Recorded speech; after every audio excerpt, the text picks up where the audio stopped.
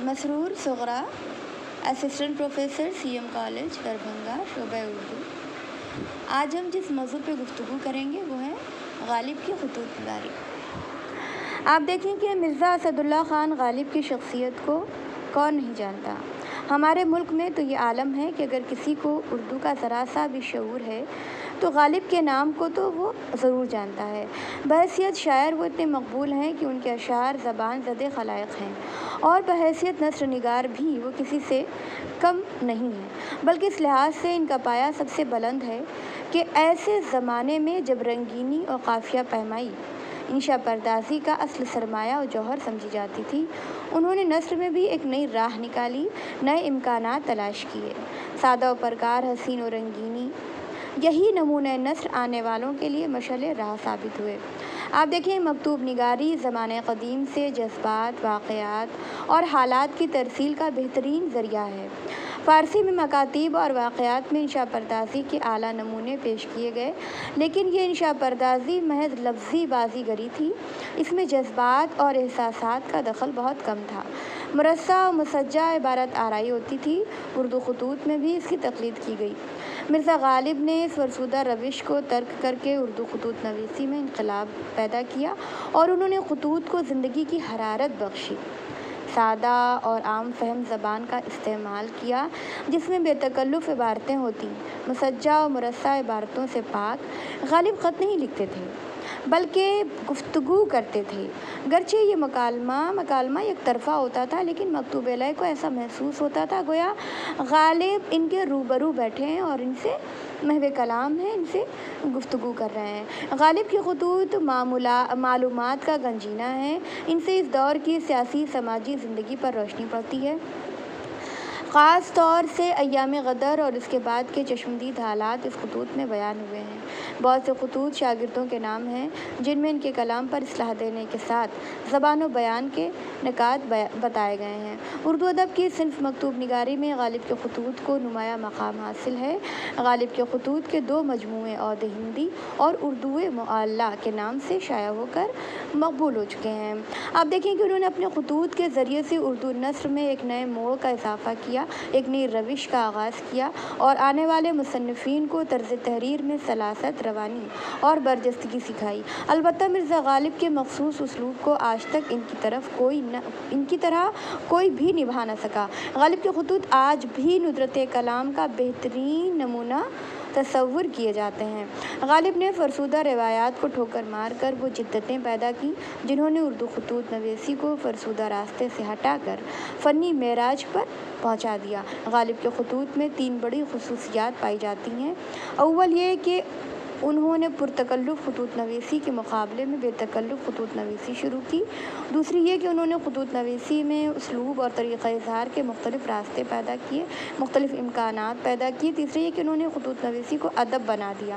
ان کے متعلق کہا جاتا ہے کہ انہوں نے محمد شاہی روشوں کو ترک کر کے خطوط نویسی میں بے تکلفی کو رواج دیا، اسے عام کیا، اور القاب و آداب و تکلفات کے تمام لوازمات کو ختم کر ڈالا۔ آپ دیکھیں کہ غالب کی مکتوب نگاری سے ایک طرح سے جدید نثر کا آغاز ہوا۔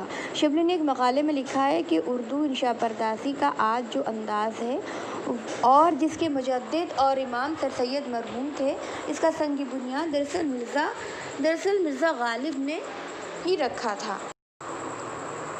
مرزا غالب کا جو منفرد انداز تھا وہ ان کے مختلف خطوط میں نظر آتا ہے۔ آپ دیکھیں کہ غالب کے خطوط معلومات کا گنجینہ ہیں، ان سے اس دور کی سیاسی سماجی زندگی پر روشنی پڑتی ہے۔ اور غالب نے فرسودہ روایت کو ٹھوکر مار کر وہ جدتیں پیدا کی تھی جنہوں نے اردو خطوط نویسی کو فرسودہ راستے سے ہٹا کر فنی معراج پر پہنچا دیا تھا۔ غالب کی شخصیت ایک شدید انفرادیت کی مالک تھی۔ وہ گھسے پٹے راستے پر چلنے والا مسافر نہیں تھا، اور وہ اپنی طبیعت کے اعتبار سے راہرو بھی تھا اور رہبر بھی۔ غالب کی فطرت میں اختراع و ایجاد کی رگ بڑی قوی تھی۔ غالب نے جس جدید نثر کی بنیاد رکھی، اسی پر سر سید اور ان کے رفقا نے ایک جدید اور قابل دید عمارت کھڑی کر دی۔ سادگی، سلاست، بے تکلفی، بے ساختگی، گنجلک اور مغلق انداز بیان کی بجائے سادہ مدعا نگاری، یہ تمام محاسن جو جدید نثر کا طرز امتیاز ہیں، مکاتیب غالب میں نمایاں نظر آتی ہیں۔ اس میں کوئی شک نہیں کہ غالب جدید اردو نثر کے رہنما ہیں۔ آج نثر کی کوئی ایسی صنف موجود نہیں جس کے لیے مکاتیب غالب میں طرز ادا کی رہنمائی نہ ملتی ہو۔ بقول اکرم شیخ، غالب نے دلی کی زبان کو تحریری جامہ پہنایا اور اس میں اپنی ظرافت اور مؤثر بیان سے گلکاریاں کیں۔ اردو معلیٰ خاص و عام کو پسند آئی اور اردو نثر کے لیے ایک طرز تحریر قائم ہو گیا جس کی پیروی دوسروں کے لیے لازم تھی۔ خطوط اور غالب کی شخصیت، آپ دیکھیں کہ اردو میں غالب پہلے شخص ہیں جو اپنے خطوط میں اپنی شخصیت کو بے نقاب کرتے ہیں۔ مثال کے طور پر غالب کی شاعری سے پتہ نہیں چلتا کہ حالی نے انہیں حیوان ظریف کیوں کہا ہے۔ ان کے خطوط سے معلوم ہوتا ہے کہ غالب کی طبیعت میں ظرافت تھی۔ غالب کے کلام سے غالب کی جو تصویر سامنے آتی ہے وہ اس غالب کی ہے جو خیال کی دنیا میں رہتا ہے، لیکن خطوط میں وہ غالب ہمیں ملتا ہے جس کے قدم زمین پر جمے ہیں، جس میں زندگی بسر کرنے کا ولولہ ملتا ہے، جو اپنے نام سے فائدہ اٹھاتا ہے مگر اپنے آپ کو ذلیل نہیں کرتا۔ غالب کی زندگی سراپا حرکت و عمل ہے۔ اس کی شخصیت میں ایک بے تکلفی، بے ساختگی اور حقیقت پسندی کی موجودگی اس کے خطوط سے چھلک پڑتی ہے۔ اخفائے ذات اور پاس حجاب کا وہ کم از کم خطوط میں قائل نظر نہیں آتا۔ غالب نے اپنے مکاتیب میں اپنے بارے میں اتنا کچھ لکھ دیا ہے اور اس انداز میں لکھا ہے کہ اگر اس مواد کو سلیقے سے ترتیب دیا جائے تو اسے غالب کی آبیتی تیار ہو جاتی ہے۔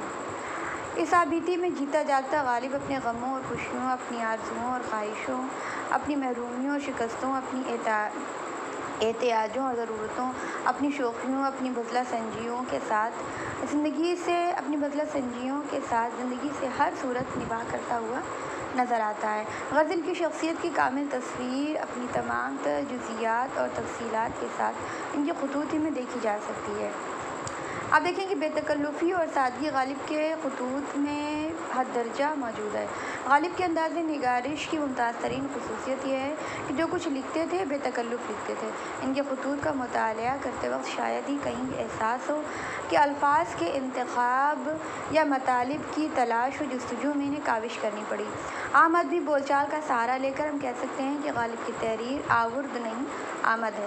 مولانا حالی کے الفاظ میں مرزا سے پہلے کسی نے کتابت کا یہ انداز اختیار کیا اور نہ اس کے بعد کسی سے اس کی پوری تقلید ہو سکی۔ انہوں نے القابات کے فرسودہ نظام کو ختم کر دیا۔ وہ خط کو میاں، کبھی برخوردار، کبھی مہاراج، کبھی بھائی صاحب، کبھی کسی اور مناسب لفظ سے شروع کرتے ہیں۔ اس بے تکلفی اور سادگی نے ان کے ہر خط میں ڈرامائی کیفیت پیدا کر دی ہے۔ مثلاً یوسف مرزا کو اس طرح خط شروع کرتے ہیں، جب خط لکھتے ہیں تو اس خط کا آغاز اس طرح کرتے ہیں کہ کوئی ہے ذرا یوسف مرزا کو بلائیو، لو صاحب وہ آئے۔ اب دیکھیں کس قدر جدت ترازی پائی جاتی ہے کہ غالب کی تحریر کی جان جدت ترازی ہی ہے۔ وہ بنے بنائے راستوں پر چلنے کی بجائے خود اپنا راستہ تلاش کرتے ہیں یا ایک نئی راہ بناتے ہیں۔ عام اور فرسودہ انداز میں بات کرنا ان کا شیوا نہیں۔ انہوں نے خطوط نویسی کو اور ایجاد کا طریقہ نو بخشا جو ادبی اجتہاد سے کم نہیں۔ میر مہندی کا ایک خط آپ دیکھیں کہ اس کا آغاز انہوں نے اس طرح کیا کہ مار ڈالا یار تیری جواب طلبی نے۔ ایک اور خط کی ابتدا یوں کرتے ہیں کہ ہا میرا پیارا مہندی آیا، آؤ بھائی مزاج تو اچھا ہے، بیٹھو۔ غالب کی جدت پسندی نے مراسلے کو مکالمہ بنا دیا۔ اپنی جدت پسندی پر خود اظہار خیال کرتے ہیں کہ میں نے وہ انداز تحریر ایجاد کیا ہے کہ مراسلے کو مکالمہ بنا دیا ہے۔ ہزار کوس سے بزبان قلم باتیں کرو، ہجر میں وصال کے مزے لیا کرو۔ آپ دیکھیں کہ شوخی تحریر مرزا غالب کے خط کی جان ہے اور اسی طرح بلکہ یہ کہہ لیا جائے کہ ان کی اسی خصوصیت متاثر ہو کر مولانا حالی نے کہا تھا کہ جس چیز نے ان کے مکاتیب کو ناول اور ڈرامے سے زیادہ دلچسپ بنا دیا ہے وہ شوقی تحریر ہے۔ غالب کے خطوط کی شوقی تحریر ہے جو اکتساب، مشق و مہارت یا پیروی و تقلید سے حاصل نہیں ہو سکتی۔ لہٰذا ہم دیکھتے ہیں کہ بعض لوگوں نے خط کتابت میں مرزا کی روش پر چلنے کا ارادہ کیا اور اپنے مکاتبات کی بنیاد بذلہ سنجی اور ظرافت پر رکھنی چاہیے، مگر ان کی اور مرزا کی تحریر میں وہی فرق پایا جاتا ہے جو اصل اور نقل یا روپ بروپ میں پایا جاتا ہے۔ مرزا کی طبیعت میں شوخی ایسی بھری ہوئی تھی جیسے ستار میں سر بھرے ہوئے ہوں، اور بقول حالی مرزا کو بجائے حیوان ناطق حیوان ظریف کہنا بجائے۔ غالب نے اپنی طبیعت کی شوخی اور ظرافت سے کام لے کر اپنے خطوں میں بھی بذلہ سنجی اور شگفتگی کے گلزار کھلائے ہیں۔ ماہ رمضان میں لکھا گیا یہ خط پانی، حقے اور روٹی کے ٹکڑے سے روزے کو بہلاتا ہوں۔ میاں تمہارے دادا امین الدین خان بہادر ہیں، میں تو تمہارا دل دادا ہوں، یا جیسے کہ تم چشم نورس ہو اس نہال کے۔ اب دیکھیں کہ پورے مکاتب غالب کو سامنے رکھ کر حیات غالب کا مکمل نقشہ تیار کیا جا سکتا ہے، کیونکہ غالب نے اپنے ارد گرد کے ماحول اور حالات زندگی کی مکمل ترجمانی اپنے خطوط میں کی ہے۔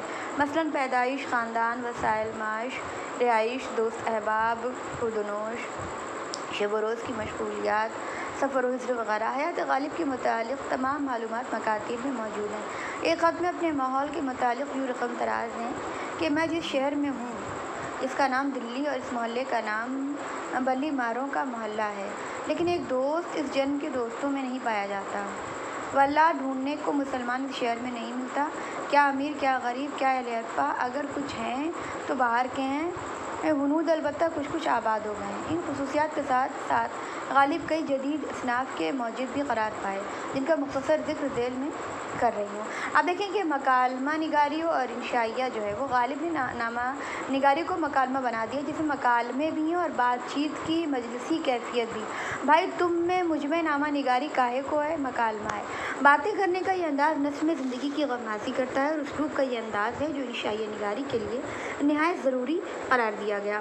اردو میں انشائیہ کی صنف غالب کے بعد سر سید کے زمانے میں ظہور میں آئی، لیکن اس صنف ادب کے لیے غالب کے اسلوب گفتگو نے زمین پہلے سے ہموار کر دی تھی۔ سر سید اور ان کے رفقا نے جب انشائیہ لکھنے شروع کیے تو مکاتب غالب کا سادہ، صاف اور نکھرا ہوا اسلوب ان کے کام آیا۔ غالب نے اپنے خطوط میں مکالمہ نگاری کا جو اسلوب اپنایا ہے، اس میں ڈرامائیت کی وہ ادا نظر آتی ہے جو آگے چل کر ڈرامہ نگاری کا ایک لازمی حصہ بن گئی۔ اردو کے افسانوی ادب میں ناول اور ڈرامے کی اصناف بھی غالب کے بعد ظہور میں آئیں، لیکن خطوط غالب کے یہ پیرائے ہائے بیان ان اصناف ادب کے لیے اظہار و بیان کی رائیں تیار کر گئے۔ مثال کے طور پر ایک جگہ لکھتے ہیں کہ غالب: بھائی محمد علی بیگ لوہاروں کی سواریاں روانہ ہو گئیں؟ محمد علی: حضرت ابھی نہیں۔ غالب: کیا آج جائیں گی؟ محمد علی: آج ضرور جائیں گی، تیاری ہو رہی ہے۔ اس طرح سے آپ یہ دیکھیں کہ مکالموں اور باتوں کے ساتھ ساتھ مجلسی زندگی کا ایک اہم پہلو خبریں سنانے کا ہے، اور خبریں اور خبروں پر تبصرے معاشرتی جبلت ہے جن کی تکمیل احباب کی شبانہ روز مجلسوں میں ہوتی ہے۔ غالب نے بھی اس کے ذریعے مجلسی فضا تیار کر کے اپنی اور احباب کی تسکین دل کا سامان کیا ہے۔ آج شہر کے اخبار لکھتا ہوں، سوانح لیل و نہار لکھتا ہوں، ہم تمہارے اخبار نویس ہیں اور تم کو خبر دیتے ہیں کہ۔ اس طرح غالب صرف واقعات و حالات ہی بیان نہیں کرتے بلکہ رد عمل اور تاثرات بھی قلم بند کر جاتے ہیں۔ اس طرح غالب کے خطوط کا یہ سرمایہ رپورتاج کی ذیل میں آ جاتا ہے جسے ادب میں ایک الگ صنف کا درجہ حاصل ہو سکتا ہے۔ آپ دیکھیں کہ غالب آپ بیتی یا سرگزشت نہیں لکھ رہے تھے، صرف احباب کے نام خط لکھ رہے تھے، لیکن ان خطوط میں انہوں نے اپنی زندگی کے متعلق اتنا کچھ لکھ دیا اور اس انداز میں لکھ دیا کہ اگر اس مواد کو سلیقے سے ترتیب دیا جائے تو غالب کی ایک آپ بیتی تیار ہو سکتی ہے۔ خیر دراصل خطوط غالب انسانی زندگی کی بھرپور عکاسی کرتے ہیں، اور مختصر کہانی کا موضوع ہی انسانی زندگی کا کوئی پہلو ہوتا ہے۔ غالب نے شخصی اور اجتماعی زندگی کے مختلف پہلوؤں کو بیان کرنے میں جس رواں اور شگفتہ انداز بیان کو اختیار کیا ہے، اس نے مختصر کہانی کے لیے راہیں ہموار کیں۔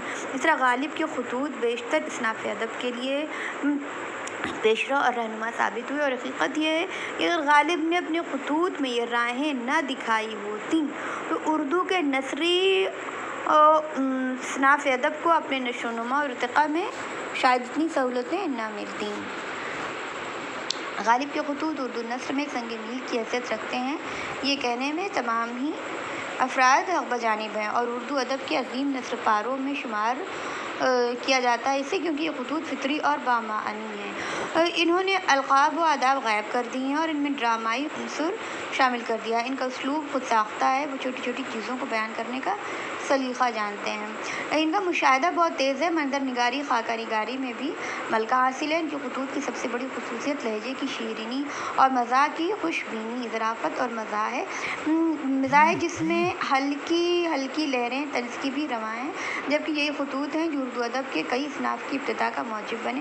اس میں کوئی شک نہیں کہ غالب کو اگر شاعری میں ایک انفرادی حیثیت حاصل ہے تو نثر میں بھی وہ ایک الگ اور منفرد نام رکھتے ہیں۔ بقول غلام رسول مہر، غالب نے اپنی سرسری تحریرات میں ذات اور ماحول کے متعلق معلومات کا جو گراں قدر ذخیرہ و ارادہ فراہم کر دیا ہے، اس کا عشر اشیر بھی کسی دوسرے مجموعے میں نظر نہیں آتا۔ بس اتنا ہی غالب کے خطوط کے متعلق۔ آئندہ کبھی موقع ملا تو پھر گفتگو